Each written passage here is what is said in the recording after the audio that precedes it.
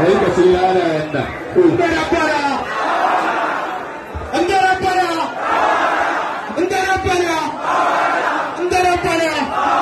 wala babu suna da dadi hikima ake ojo ake abale nan za ku iya kira na da abale nan kuma ya ojo saboda kan lissafin da bambanci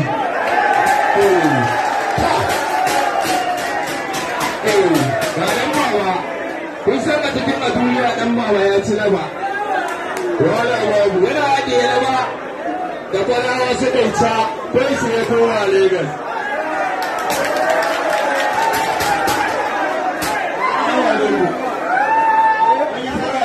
Mai kamfanin gwale-gwale da Diamond la haula bi sha'atin lahi kai baban ma sha Umaira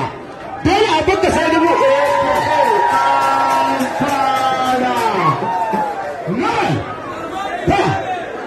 Allah ya kawo ni a nan gari adar uban su malaza rana ko ba ki lafiya ki a gari gari duk kuka ta furin guma sai sana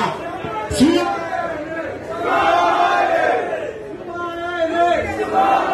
wala gero lissafi ya kamata ya canza idan kana cewa su ba to haka baba na mu ne amma in dai abala suka bayyana kawai su abala ne su ne su ne